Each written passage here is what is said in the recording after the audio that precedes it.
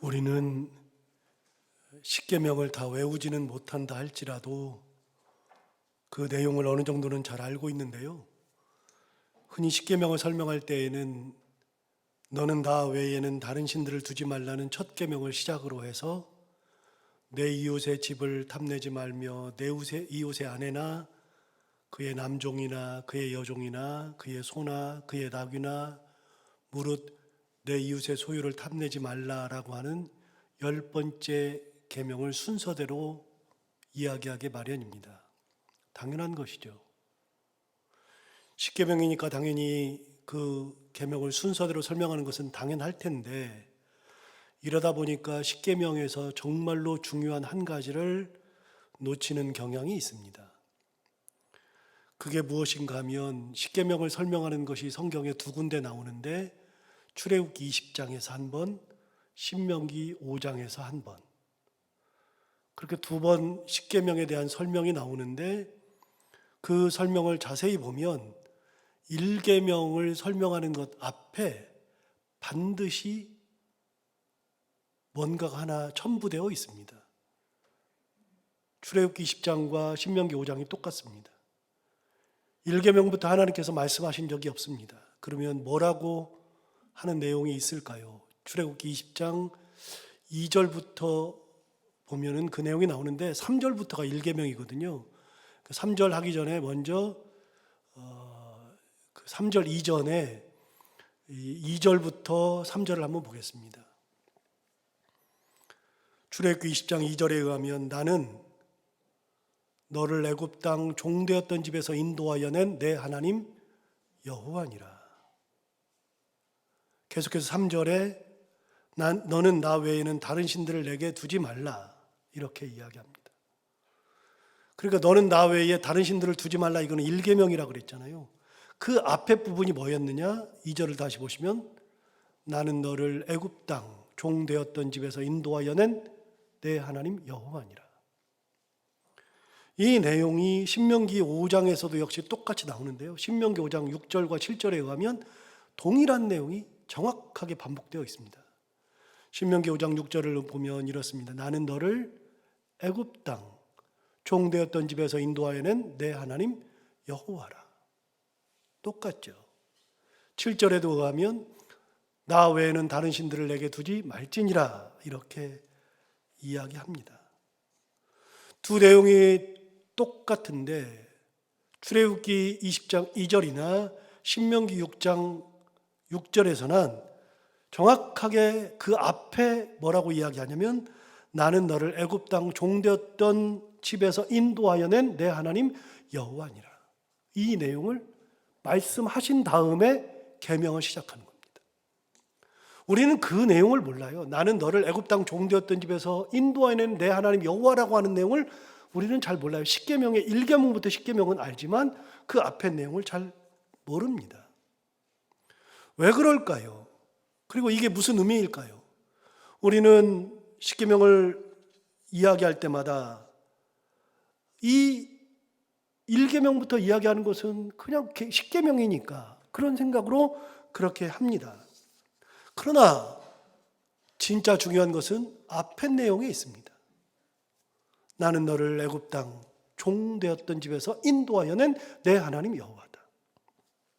그래서 그런지 몰라도 우리가 가지고 있는 십계명을 앞에서 이제 성경의 앞에 보면 맨 앞에 보면 나오잖아요. 십계명 뭐 맨 뒤에 나오나요? 뒤에 보면 맨 뒤에 보면 성경책 맨 뒤에 보면 십계명 해가지고 쭉 나옵니다.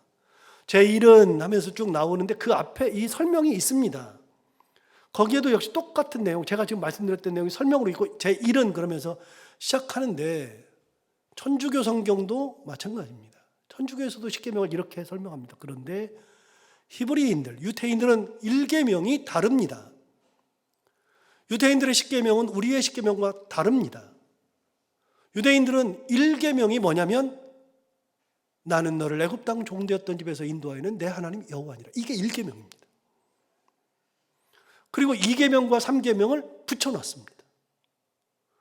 유대인들은 10계명을 외울 때마다 1계명은 나는 너를 애굽 땅 종되었던 집에서 인도하여 낸 내 하나님 여호와니라 라고 하는 것으로 시작합니다. 왜냐하면 그것이 중요하기 때문이죠.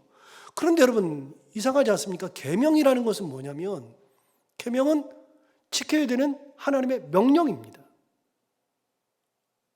10가지의 하나님 명령입니다. 그러면 1계명, 유대인들이 말하는 1계명, 나는 너를 애굽 땅 종되었던 집에서 인도하는 내 하나님 여호와라고 하는 것은 명령이 아니잖아요.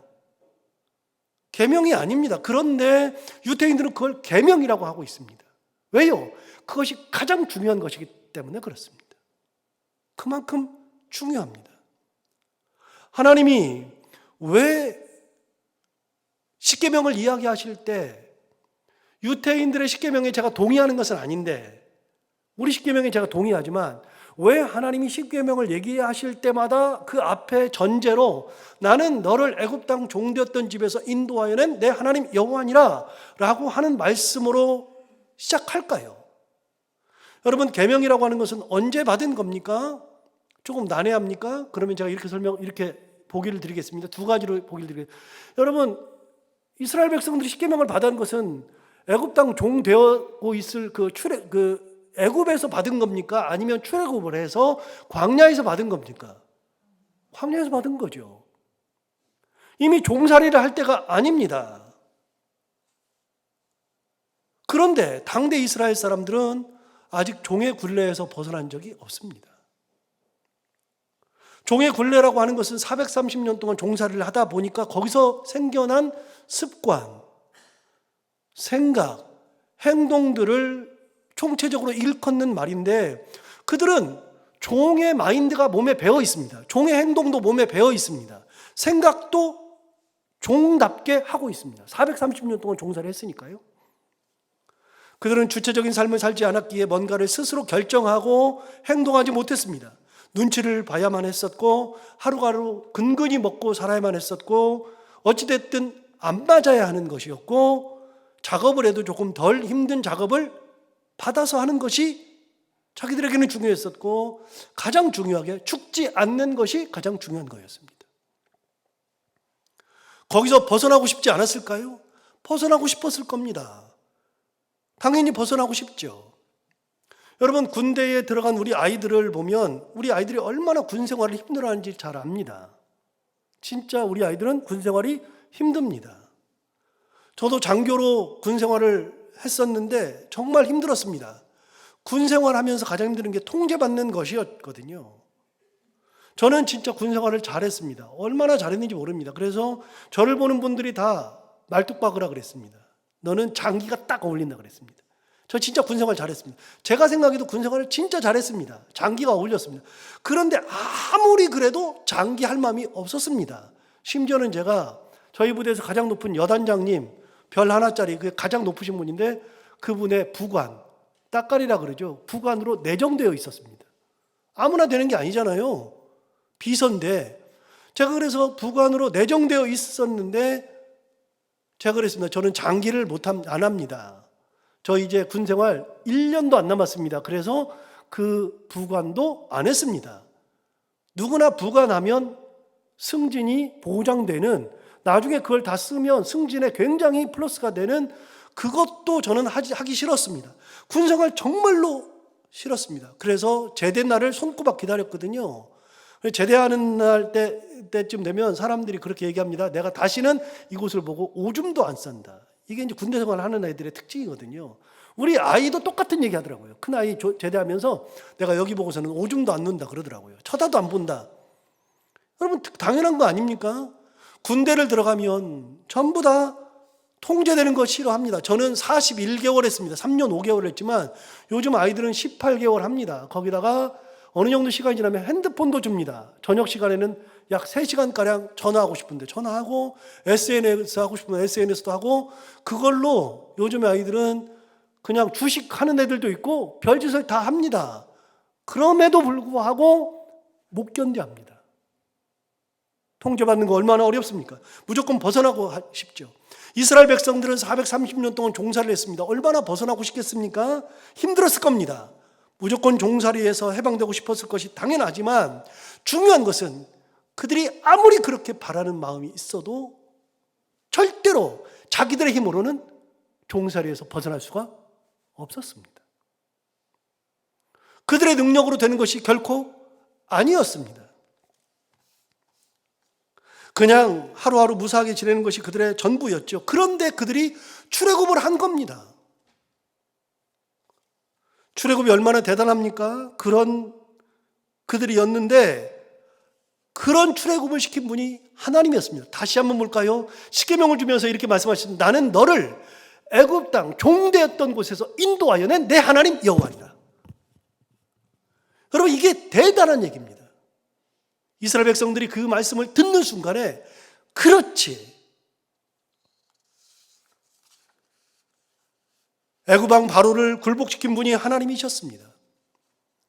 바로가 굴복하려고 하지 않자 하나님께서 10가지나 되는 재앙으로 그를 굴복시켰습니다. 마지막 10번째에는 애굽 왕 바로를 비롯한 모든 애굽 사람들과 애굽에 있는 모든 사람들, 그리고 그들이 키우고 있는 가축들까지도 전부 다 첫 번째 난 것은 하나님께서 다 죽였습니다.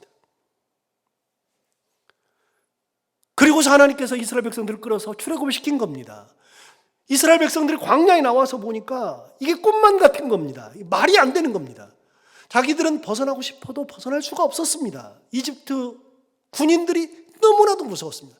채찍이 무서웠습니다. 한 번도 그럴 수 있다고 생각해 보지도 못했는데 그들이 출애굽을 한 겁니다. 도저히 불가능한 일이 일어났는데 그것은 바로 하나님의 능력에 의해서 일어난 것이죠. 그리고 그 능력으로 계명을 주신 겁니다. 여러분, 계명이 뭡니까? 계명은 법이잖아요.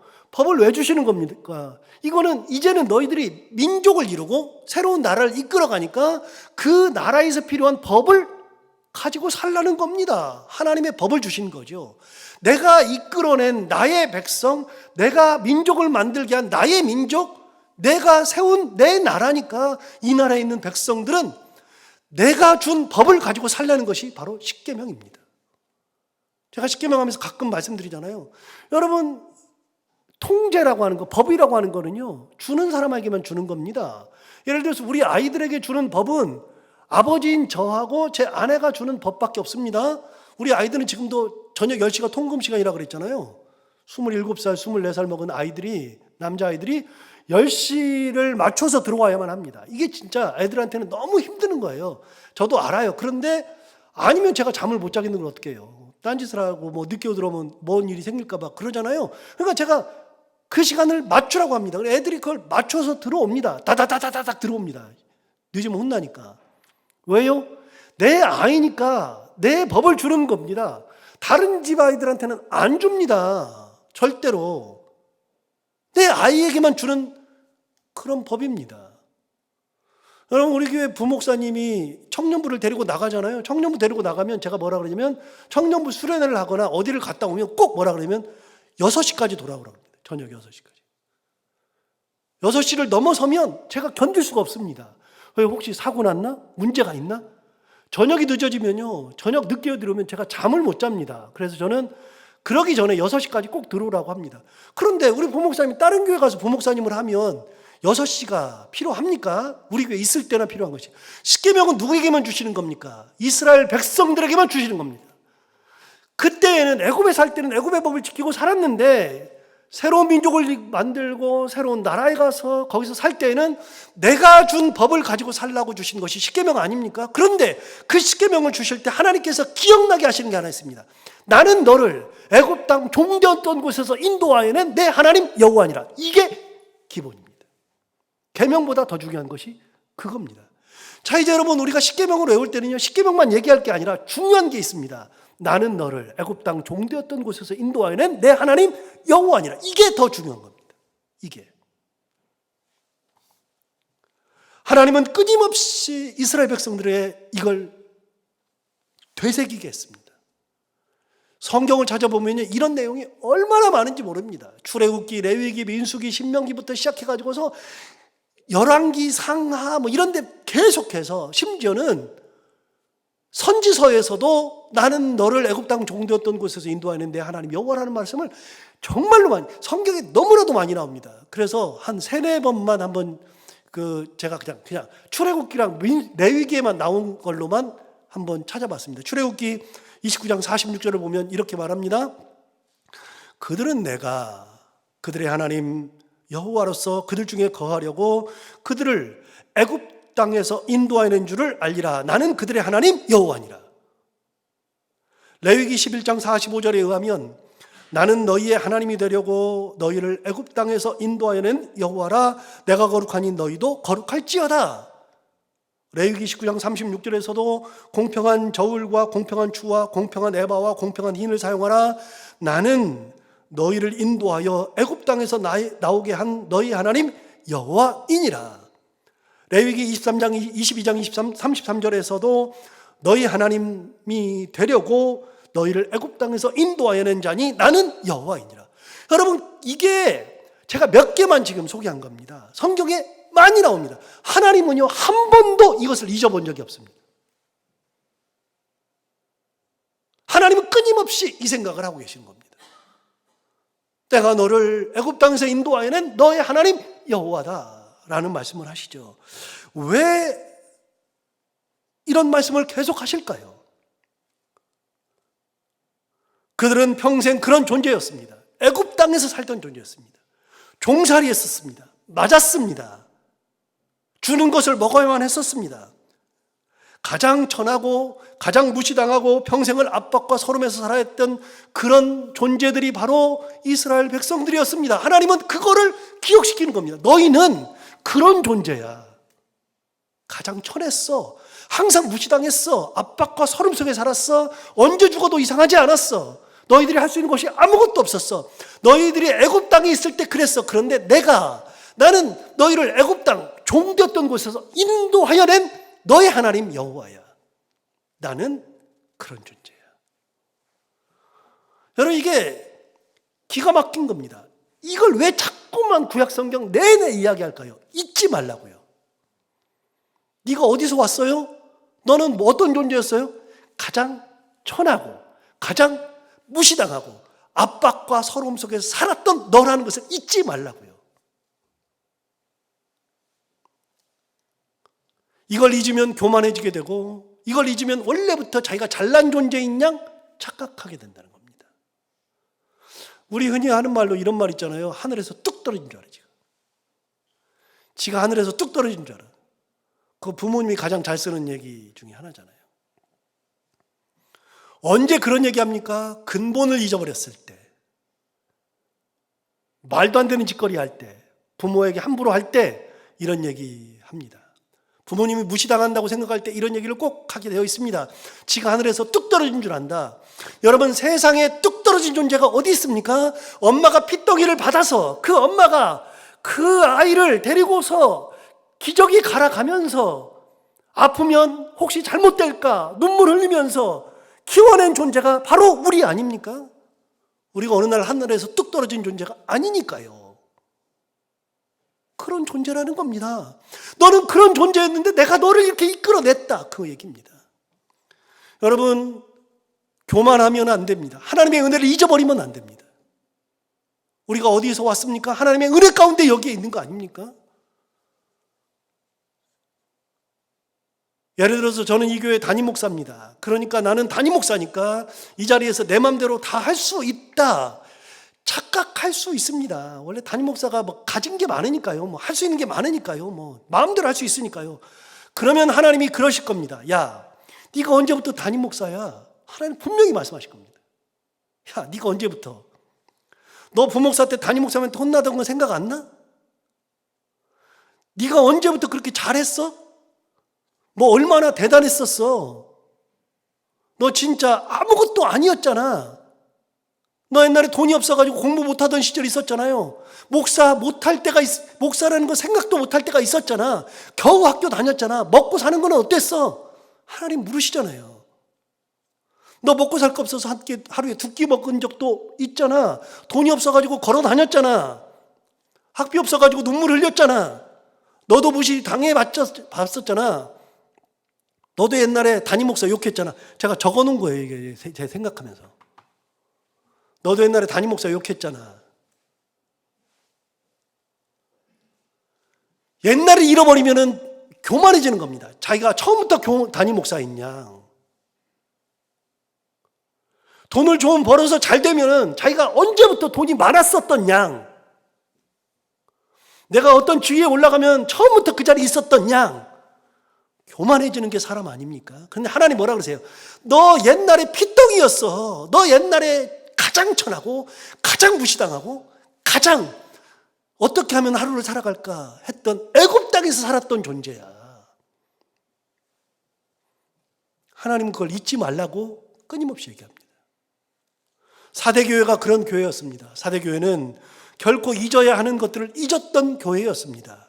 지난주에 함께 말씀을 나눈 것처럼 그 교회는 핍박이 없었고 이단도 없었고 로마 제국의 압제도 상대적으로 덜한 너무나도 평안한 교회이다 보니까 하나님의 은혜를 잊어버리고 살았습니다.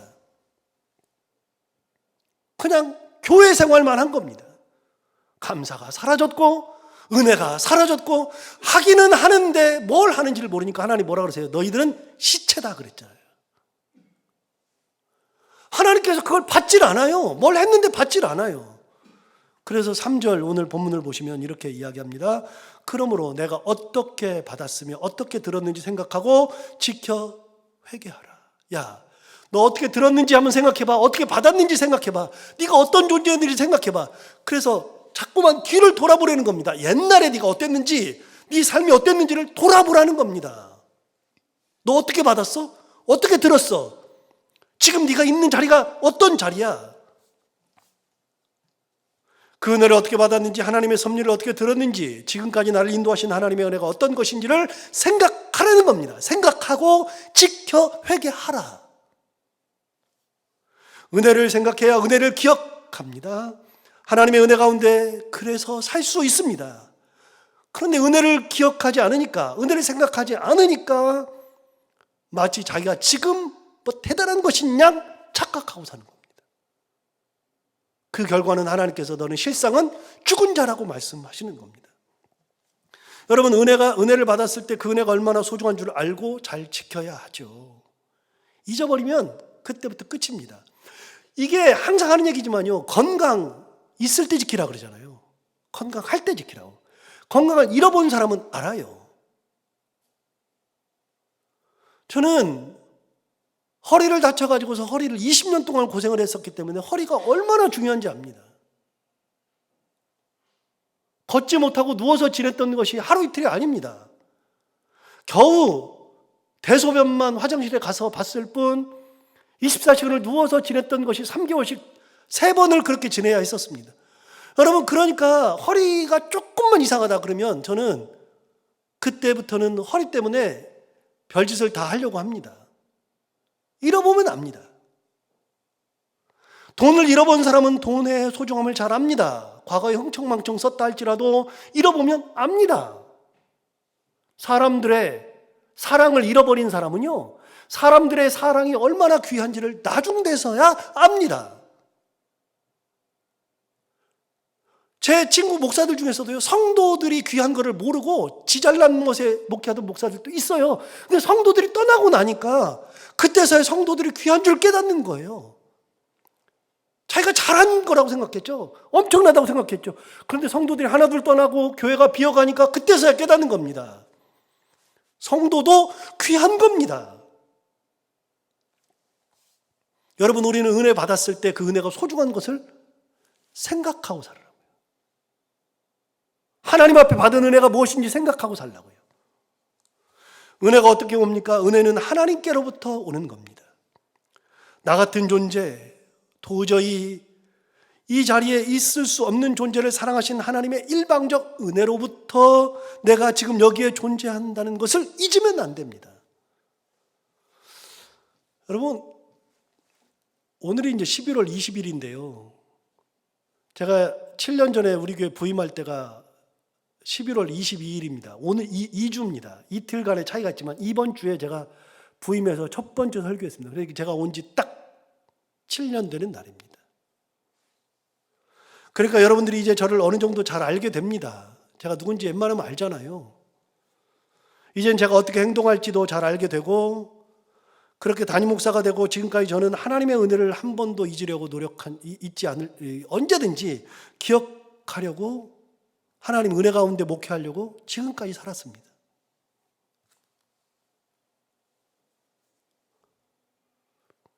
왜 그걸 잊지 않으려고 하느냐? 사람들은요, 이제 여러분이 저를 잘 알아요. 사람들은요, 교회가 크네 작네 이걸로 항상 생각을 하는데 저는 그렇게 생각한 적이 없다 그랬잖아요. 하나님이 계시는 곳이, 하나님이 보내는 곳이 내가 가는 곳이고, 그게 아골골짝 빈들이라도 하나님께서 거기 보내시면 거기가 내가 가서 하나님의 역할을 감당해야 되는 소명자의 자리인 것이지, 크다 작다가 어디 있습니까? 그러니까 우리 교회가 사이즈가 크네 작으네 별로 관심이 없고요, 이곳에 하나님의 은혜가 있는 것이 가장 귀한 거니까 어떻게 하면 하나님의 은혜가 우리 교회에 머물러 있을까, 성도들이 어떻게 하면 행복할까, 이런 생각을 하고 사는 겁니다.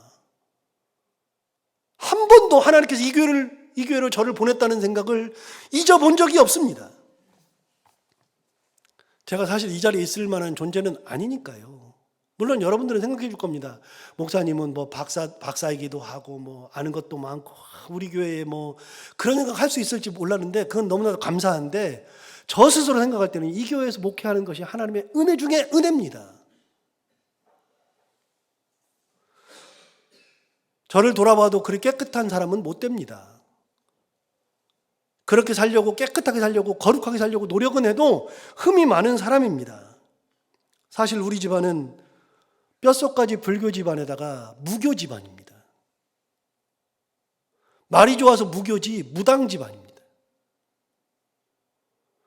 예수를 믿는다는 것 말도 되지 않았고, 그런 집에서 태어나 그렇게 자란 제가 예수를 믿고 목회자가 되었다는 것, 이제는 한 교회 담임 목사가 되어 이렇게 많은 성도들 앞에서 설교한다는 것 자체가 이스라엘 백성들이 종살이 하다가 출애굽한 거랑 똑같습니다.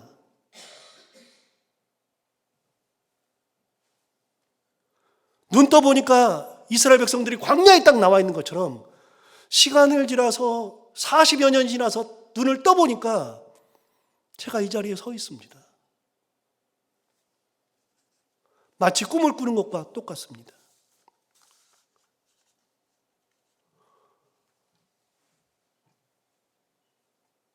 제가 여기 부임해서 들었던 얘기 중에 하나가, 여기 이제 3명의 목회자들이 설교를 하게 됐고, 저를 지지해서 오늘 여기 오면 좋겠다고 하시는 분도 있었겠지만 아닌 분들도 계시고, 당연한 겁니다. 저를 알아야지 저를 지지하죠. 모르는데 설교 한번 듣고서 선택하는 건데 그게 쉽습니까? 여러 가지 고려를 해서 이제 찍었는데 제가 이제 된 거죠. 그래서 제가 여기 오게 된 거죠. 그게 너무나도 감사한 겁니다. 저는 반대한 사람을 미워한 적이 한 번도 없고, 그 사람들이 진짜 고맙기도 하고 모든 성도들이 다 고맙습니다. 하나님이 그렇게 반대하는 사람을 주셨으니까 제가 교만하지 않게도 돼 있고 너무나도 감사한 겁니다. 하나님께서 그러니까 그런 반대를 뚫고 여기다 세우신 거죠. 물론 제가 여기가 아니라도 다른 교회 가서 목회할 수 있었을 겁니다. 하나님께서 여기가 아니라고 하신다면. 그러나 하나님께서 저를 여기로 보내셨으니까 그렇게 해서 여기로 온 거죠. 그럼 반대도 있는데 여기에 세워주신 겁니다. 얼마나 감사한 겁니까? 그렇게 7년이 지났습니다. 하나부터 10까지 다 은혜 아닌 게 있습니까? 하나님의 은혜로 이 자리에 서 있고, 하나님의 은혜로 성도들을 만났고, 하나님의 은혜로 이 교회를 무리 없이 은혜 가운데, 평강한 가운데 목회를 하고 있습니다. 여러분, 인생을 한번 돌이켜보세요. 내 인생을 한번 돌이켜보세요. 내가 이 자리에 있는 것이 어떤 은혜인지 생각하고 살라고 하나님 말씀하시잖아요. 너 어디서 들었니? 어디서 받았니? 어디서 떨어졌니? 너 피덩어리였잖아. 너 옛날에 피덩어리였잖아. 똥오줌 못가리였잖아.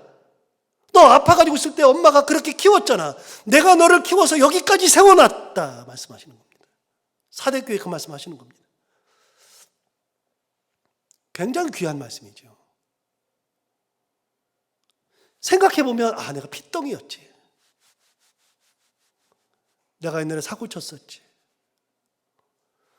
저는 남의 것을 훔친 적이 없는데요, 어렸을 때 한번 훔치다가 걸린 기억이 있어서 그 다음에는 못 훔쳤습니다. 초등학교 4학년 때 가게를 들어갔는데 얼마나 먹고 싶은지 훔쳐가지고 나오는데 그 주인이 야, 너 네 손에 뭐야? 그래서 아무것도 없는데요. 그랬다가 걸려가지고 돼지게 혼났습니다. 그다음부터 훔치면 안 되겠다. 그래서 안 훔칩니다. 저는 컨닝을 안 합니다. 학교 시험을 봐도 컨닝을 해본 적이 없습니다만 왜 그랬냐면 고등학교 1학년 때 컨닝하다가 우리 선생님한테 걸렸기 때문에 우리 선생님이 제가 컨닝하는 걸 보고 옆에서 지켜보고 계시더라고요. 제가 컨닝 페이퍼 만들었는데 옆에서 보고 계시고 제가 공부 잘했어요. 잘했는데 그때 공부를 안 해가지고 컨닝 페이퍼를 열심히 만들었거든요. 열심히 만들어가지고 하고 있는데 선생님이 다른 데 계셨는데 옆에서 이렇게 보고 계셔요. 나하고 눈이 딱 마주쳤어요.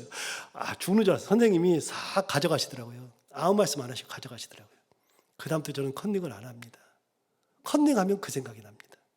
훔친다면 그 생각이 납니다. 대학교 때는 얼마나 웃긴 일이 있었냐면 대학교 때 하도 학생들이 컨닝을 하니까요. 어떻게 컨닝을 하냐면 책상 가득 적어놔요. 컨닝 페이퍼가 책상이에요.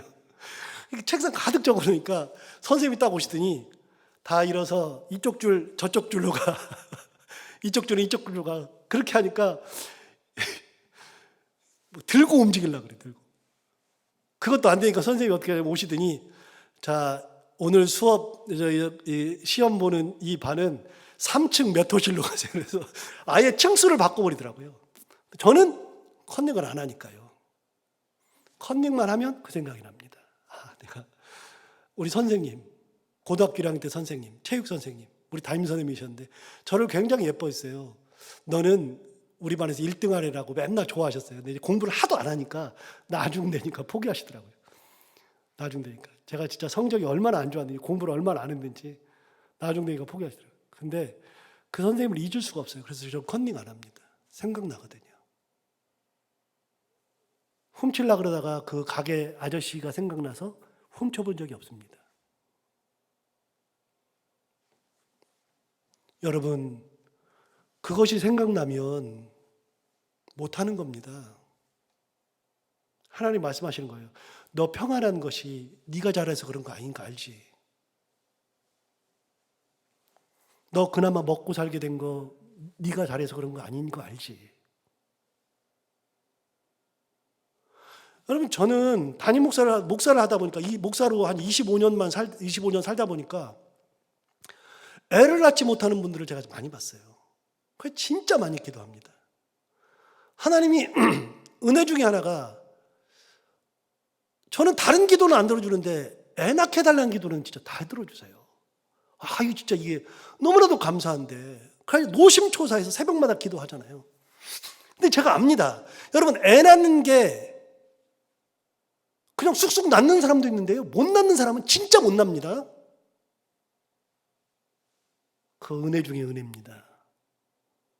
제가 아이들 키워보면서 느끼는데 우리에게 저한테 애 둘이나 준 게 은혜입니다. 우리 애가 잘하는 것도 은혜입니다. 하나님 3절 야, 너 어디서 받았어? 어디서 들었어? 너 핍박 없으니까 네가 잘나서 핍박이 없는 거라고 생각해? 네가 그 자리에 올라가니까 네가 잘해서 그렇게 올라간 거라고 생각해? 네가 가정이 평안하고 좀 잘 되니까 네가 잘해서 된 거라고 생각해? 어디서는 여러분, 그래서 이 설교를 3절을 준비하면서 가장 먼저 생각났던 게 출애굽기입니다. 야, 너희들이 잘나서 여기 나온 게 아니야. 항상 제가 생각하고 있거든요. 10계명의 가장 귀한 것은 계명이 아니라 나는 너를 애굽 땅 종되었던 곳에서 인도하는 내 하나님 여호와니라. 이게 가장 중요하다는 걸 알고 있거든요. 항상. 한 번도 말씀드릴 기회가 없었는데 오늘 설교를 딱 준비하면서 그 말씀이 딱 떠오른 거야. 이스라엘 백성들에게 하나님 하시는 말씀이에요. 야, 너 옛날에 피덩이였어. 핍박받았어. 제일 천하게 대접받고 제일 비참했고 제일 못 나가는 존재였어. 그런데 너를 인도하여는 내가 너를 인도한 거야. 너는 그런 존재였고 내가 인도하여낸 거야. 여러분, 하나님의 은혜로 우리가 여기 있는 거라니까요.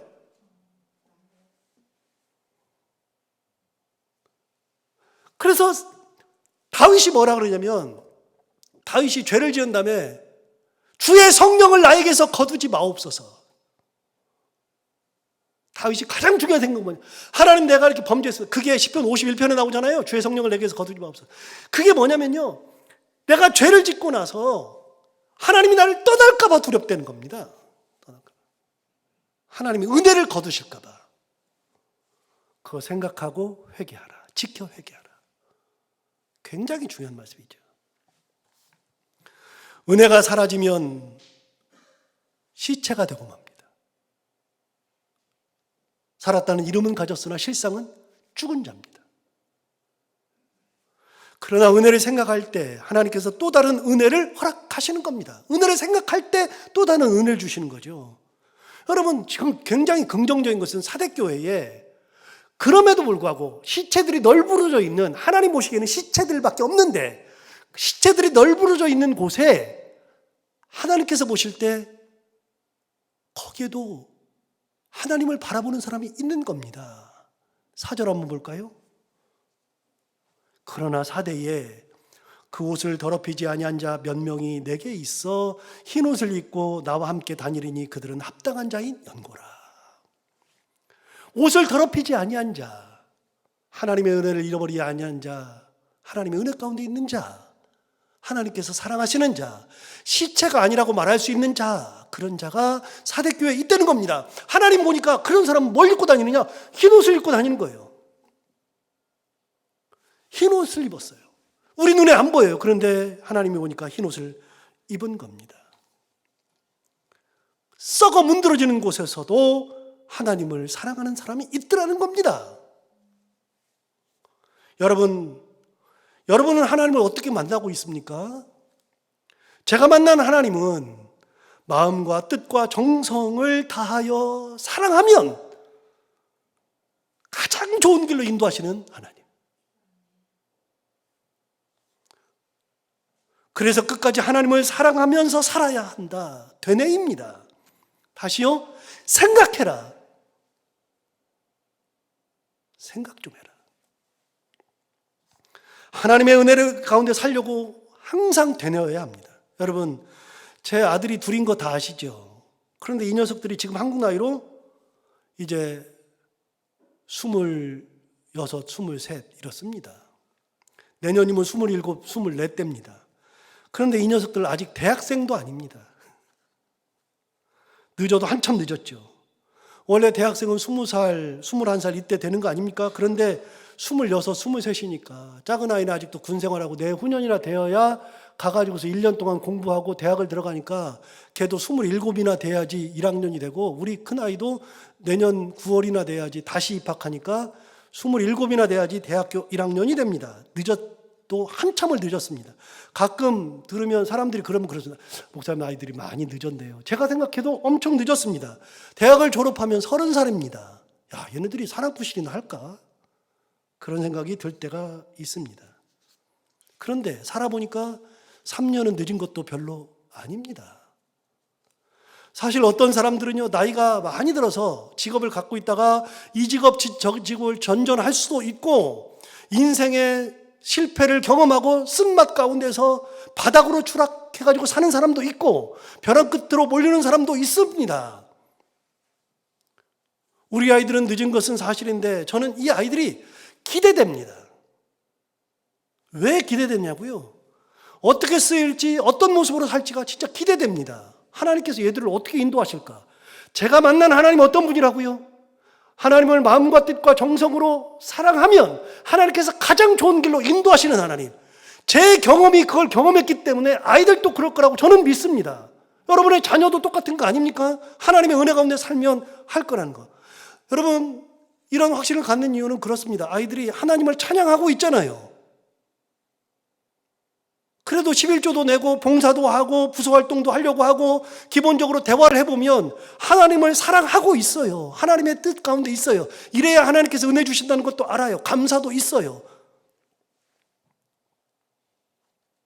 그러니 하나님께서 인도하실 거라는 확신이 있죠. 사대교회에 그 더러운 곳에 옷을 더럽히지 아니한 사람들이 있다는 겁니다. 하나님께서 다 시체인데 살아있는 존재가 있다는 겁니다. 그 있다는 존재를 하나님 뭐라고 그러세요? 흰 옷을 입고 나랑 같이 다닐 사람이 있다. 합당하다. 아무리 더러운 물이라 할지라도 연꽃이 자랍니다. 여러분, 연꽃은 더러운 물에서 자라잖아요. 불교가 연꽃을 독점했기 때문에 연꽃 그러면 왠지 불교 꽃같이 느껴져서 그러는데 그게 아니고요. 연꽃은 진짜 귀한 꽃입니다. 물을 정화시켜 버립니다. 가장 더러운 곳에서 자라면서, 연꽃을 여러분 일급수에서 자라는 거 봤습니까? 연꽃은 더러운 곳에서 자라죠. 그런데 연꽃이 더러운 곳에 자라는데, 더러운 물에 자라는데 더 중요한 것은 그 물을 깨끗한 물로 정화시켜 버립니다.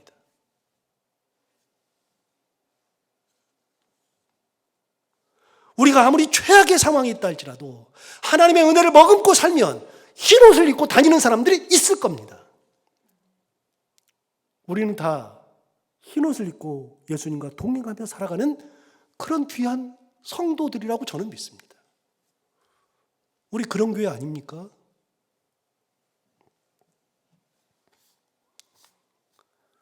(7년이) 지났습니다. 앞으로 몇 년을 제가 여러분과 같이 있을지 몰라도, 예정대로라면 14년을 더 있을 수 있겠지만 몇 년을 더 있을지 몰라도 우리 교회가 가는 길은 하나님의 은혜를 머금고 가는 교회, 은혜 가운데 교만하지 않고 어디서 떨어졌는지 생각하고 무엇을 들었는지 무엇을 보았는지 생각하고 지켜 하나님의 은혜 가운데 살아가는 흰옷 입은 사람들의 공동체, 그런 가정, 그런 삶 살면 그게 가장 좋은 교회요, 가장 좋은 가정이요, 가장 하나님께서 원하시는 시체가 아닌 살아있는 삶이 되는 거니까. 그런 것을 이루는 우리 모두가 다 되기를 바랍니다. 기도하겠습니다. 하나님 아버지 감사합니다. 오늘도 귀한 말씀 우리를 깨워주셔서 감사합니다. 이 말씀 듣고 또 한번 생각하고 결단하게 됩니다. 하나님 아버지, 우리가 하나님의 은혜를 잊지 않게 하여 주옵소서.